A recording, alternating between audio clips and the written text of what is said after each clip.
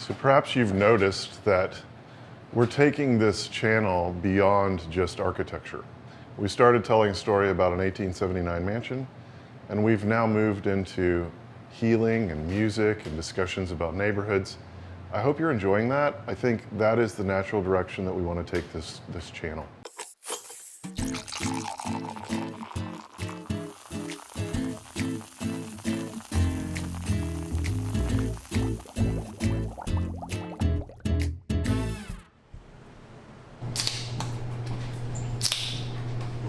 There you go, fellas. Hey, Joe. I'm Matt. You betcha. Cheers.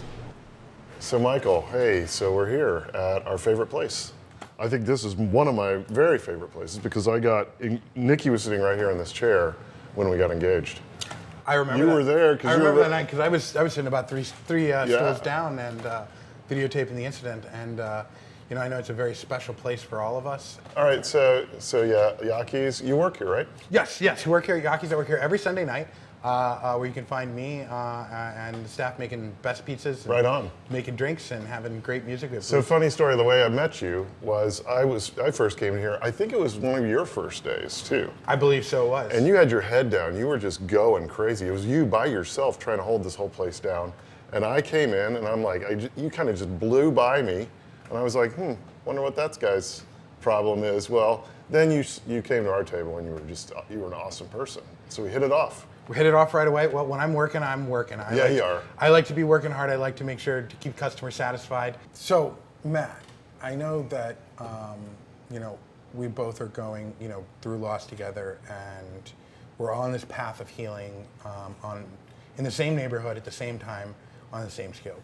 Can you tell me a little bit more about your journey with your healing?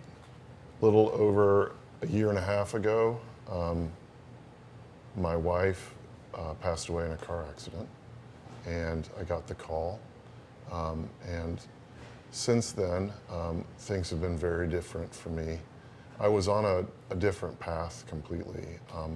I was an executive at a large global manufacturing company, traveling the world, traveling too much, frankly, getting a little bit burnt out on the corporate life, but we were definitely, living that lifestyle. And when she passed away, I knew that I couldn't maintain that with the two children I have.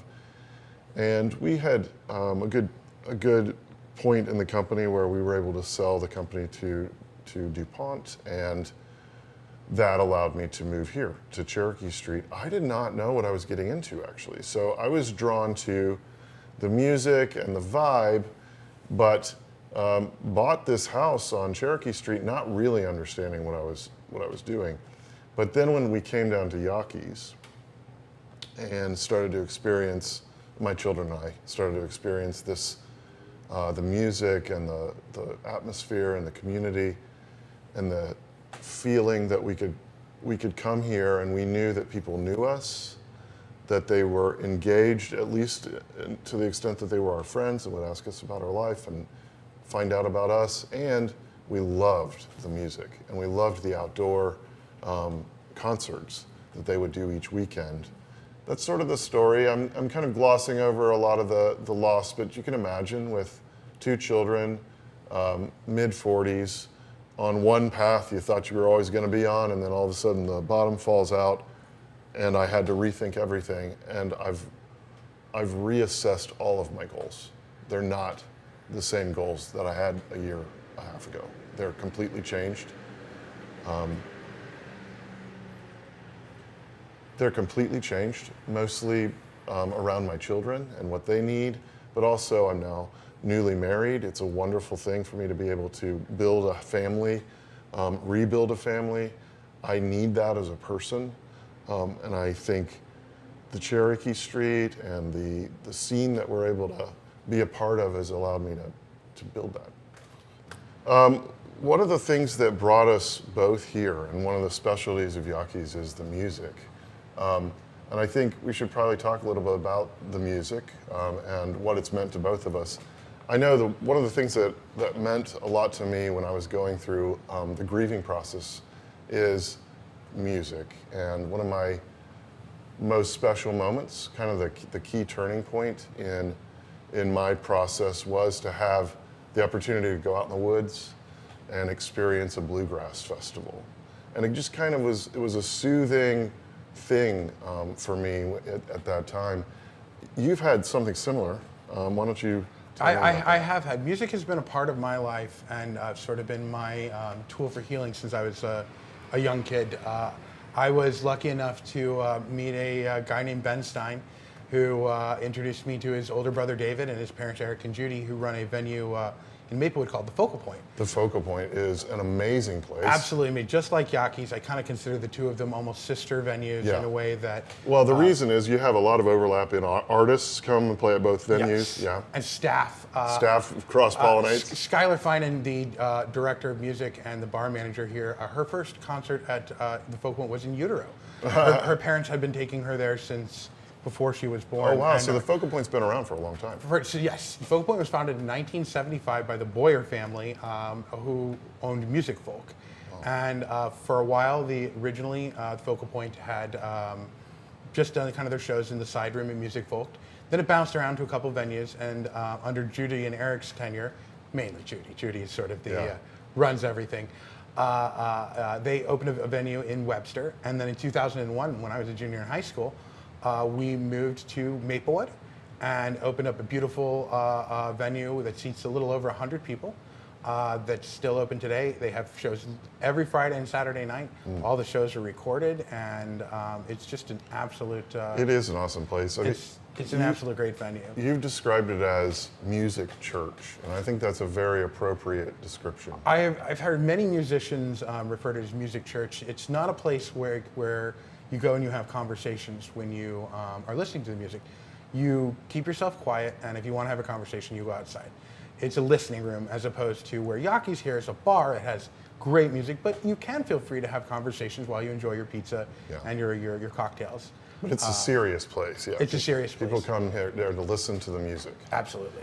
After working many, many years at Focal Point, I did also experience a terrible loss. January 1st of 2020, I know everyone had a terrible 2020. I would say mine started out the worst. I got the worst phone call in the world from my stepfather telling me that my mother needed to tell me something and that my only brother had passed away. And John was a very successful chemist. He worked for Eli Lilly and Sons, and somehow he found himself trying fentanyl. And he passed away of a fentanyl overdose. And in his sort of his estate planning, he always told me, something ever happens to me, I want you to go down and I want you to buy a house off of Cherokee Street. Because he knew that every time that the two of us were down here, that this is a place that I was happy. It felt very East Coast, where a lot of my family is from. Houses are close together, there's beautiful bricks.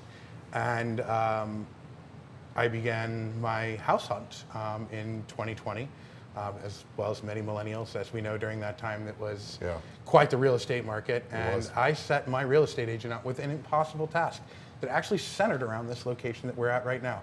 I told her that I wanted a place on Iowa, Ohio, which is one to the east of us, or California, which is one to the west of us, within 2 blocks of Cherokee Street. So only giving her a 12-block radius to look for. Then I told her I wanted a big house for a little bit of money, and somehow she went and found it. Yeah. And I ended up in... You live in a cool place. It's an absolutely cool place. I have sort of a decorating scheme that I like to call Haight-Ashbury meets Alice in Wonderland. Yeah. And It's real funky, for sure. Real funky. And I mean, based on the shirt you're wearing, I would expect nothing less. one of the remarkable things was within 9 months of buying on my block, 3 of my very close musician friends also bought houses. The first of which was 17 days after I closed on my house. Popular musicians, Ryan Koenig of the Golden Rods and the South City 3, and Kelly Everett, his wife, of the Hoot and Hollers, and they're all both they're all in million bands. They closed on their house 17 days after mine, and made my mother very happy to have an adult on the street, having Kelly there to sort of look after us boys. But Ryan and Kelly were also there for me during my grief. The night that my brother passed away, it was Ryan who drank beers with me until it was able for me to go to bed, and it was Kelly that helped bring me to bed that night. And having them here and this place and the music that happens, as we said, every night, the healing began. And as you and I met during some curbside concerts that happen on Saturdays, we both eventually talked. Neither of us originally knew each other's loss. And when we found out about each other's loss, it was, I had not cried while hugging a guy I had just met 3 weeks ago until I met you. And I really feel that we were both healing in the same way at the same time. We were. I think it was serendipitous that we met at the time, that we shared a love for music, especially the type of music that's played here and at Focal Point. And I think there's a tribe here that's kind of forming. We feel it. There are folks who really love music, love the arts, love their neighbors, and want to help bring this community up. When I came down here, I just began making friends right away. And it's just been the absolute most healing of places. So we have kind of come together, and I visited the Focal Point with you, and it was as if I had come back to that forest and that bluegrass festival. It was the fiddle, it was the reverence, the focus on music that just was, it was almost religious. And I talked to you about perhaps coming over and joining our team and maybe covering some more of that music for the audience. So let's talk about that. It was sort of a natural path for what I was doing with my career. For a long time, I was the general manager, vice president, custodian, beer picker, upper guy, every hat that you could think of at the Focal Point. And after losing my brother, I needed time. And during that time, I've given away most of my hats. Right, so you coming onto the team and having this connection to the Focal Point and all of these wonderful artists gives us access to all kinds of stories we can tell. Absolutely. We can tell the history and we can tell the stories and leave positive messages, because there's so many wonderful musicians here that are national musicians. There are so many musicians that are from here. There's so many classic venues besides the Focal Point and in Yaki's, which I will always say are the top two. So we'll have some specials coming up about artists past, artists present, perhaps a mix of both. Right. A little history, some really great music, and a lot of good stories, hopefully that'll uplift people and give them something to be happy about. Absolutely. With keeping a positive message on everything.